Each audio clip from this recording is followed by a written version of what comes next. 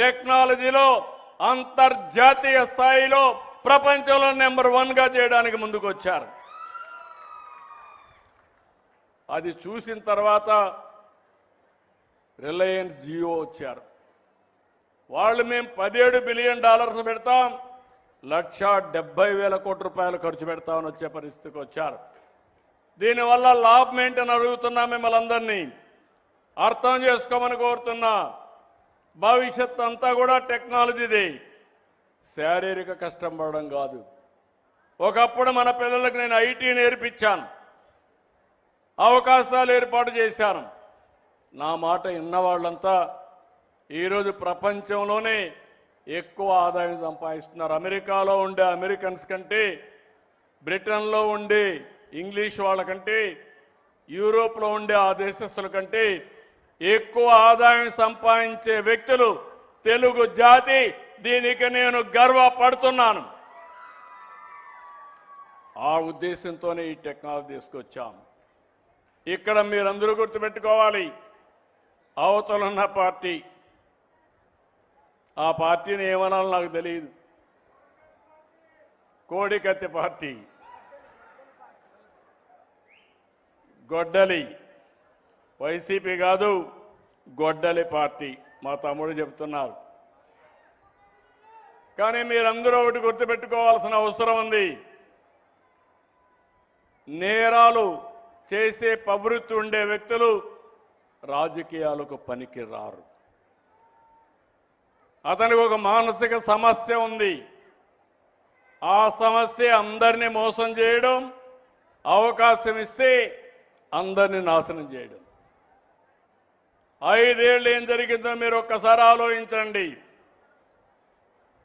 తొలి రోజు collectors conference పెట్టి ప్రజా వేదిక కడితే అక్కడనే అధికార యంత్రాంగానికి చెప్పి ప్రొక్లైన్స్ పెట్టి ఆ వేదికను కూల్చేశాడు. అంటే ఆ వేదిక కట్టడానికి 2 ఏళ్ళు 1 సంవత్సరం పడుతుంది, కూల్చడానికి గంటే. అదే మరిగా పోలవరాన్ని కష్టపడి 72% పనులు పూర్తి చేశాం. పోలవరం పూర్తయి ఉంటే ఈ రాష్ట్రానికి ఒక వరంగా తయారయ్యేది. రైతాంగం బంగారు పండించేవాళ్ళు, ఆదాయం పెరిగేది, నీటి ఎద్దడిపోయేది. నీరే మొత్తం మనకు ఆధారం, జీవనాధారం. అలాంటి ప్రాజెక్టు నాశనం చేశాడు. అమరావతి ప్రాజెక్టును మీరు గుర్తుపెట్టుకోవాలి. అమరావతి ప్రజా రాజధాని, అమరావతి మన మైథాలజీలో దేవతల రాజధాని. అలాంటి అమరావతిని ఎడారని, శ్మశానమని మొత్తం నాశనం చేసే పరిస్థితికి వచ్చారు. ఇవి చూసినప్పుడు నాకు చాలా బాధేస్తుంది. ఒక వ్యక్తి నిర్మాణం చేయగలుగుతాం, అదే ఎన్డీఏ ఈరోజు నిర్మాణం చేస్తున్నాం. అదే ఒక వ్యక్తి విధ్వంసం చేయగలుగుతాడు. ఆ విధ్వంసం మళ్ళీ రాబోయే రోజుల్లో కరెక్ట్ చేయాలంటే కొన్ని సమస్యలు ఉంటాయి, కొన్ని మనం ఎప్పటికీ శాశ్వతంగా కూడా రెక్టిఫై చేయలేం. మీరు ఒకే విషయం ఎందుకు చెప్తున్నానంటే, ఈరోజు దీపావళి చేస్తున్నాం.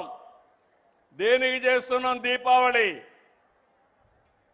జ్ఞాపకం ఉందా మీ అందరికీ? నరకాసురుడు వధ. దాని తర్వాత మనం దీపావళి చేశాం. సందేశం ఏంటి? ఒక దుర్మార్గుడు చనిపోయాడు, సమాజం బాగుపడింది. అలాంటి దుర్మార్గుల్ని మళ్ళీ జీవితంలో సహకరించకూడదనే ఉద్దేశంతోనే మనం దీపావళి పండగ చేసుకుంటున్నాం. అంటే ఇంకా ఒకరిద్దరు సపోర్ట్ చేసే పరిస్థితి. ఎవరైనా మీరు ఆలోచించండి, మీ గుండె మీద చేసుకుని ఆలోచించండి. ఎక్కడైనా ఎవడైనా ఇలాంటి సాహసం చేస్తాడని అడుగుతున్నా. తెల్లవారు నిద్ర చేశాను, సాక్షి టీవీలో వివేకానంద రెడ్డి గుండె పొడుతో చనిపోయాడు. నేను మనిషే కదా, అయ్యో పాపం, మంచోడు, అనే అభిప్రాయం నాకు వచ్చింది. 2 గంటల తర్వాత అన్ని టీవీల్లో కూడా వాళ్ళందరూ ఇదే మాట్లాడడం మొదలుపెట్టారు. ఆయన కూతురు అడిగింది, మీరు ఇన్వెస్టిగేషన్ చేయండి, పోస్ట్ మార్టం చేయండి, నాకు అనుమానం ఉంది అని. మనకి ఏ సంబంధం లేదు కాబట్టి నేను ఇన్వెస్టిగేషన్ చేయమన్నాను. చేశారు. చేస్తానే గొడ్డలితో మెదడంతా కూడా బయటకు వచ్చేట్టుగా విపరీతంగా నరికేశారు. గోడలకంతా అయింది, బెడ్ అంతా రక్తం, అక్కడి నుంచి బాత్రూమ్ అంతా రక్తం ఈడ్చారు.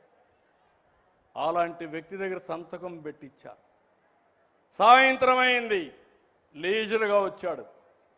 ఆయన చెల్లిని కూడా కన్విన్స్ చేశాడు, మొన్న మీ నాన్నని నా చిన్నాన్ని ప్రత్యర్థులు చంపేశారని. ఆవిడ నమ్మింది. సాయంత్రానికి ఆవిడ కూడా ఆయన పక్క నుండి మా నాన్నను చంపేశారు, ఇప్పుడు మా చిన్నాన్న చంపేశారు, దిక్కులేని వ్యక్తిని పెద్ద దిక్కు కోల్పోయాను, ప్రజలంతా సహకరించమని కోరాడు. ఈ వాస్తవాలు చెప్పాలని నేను అనుకుంటే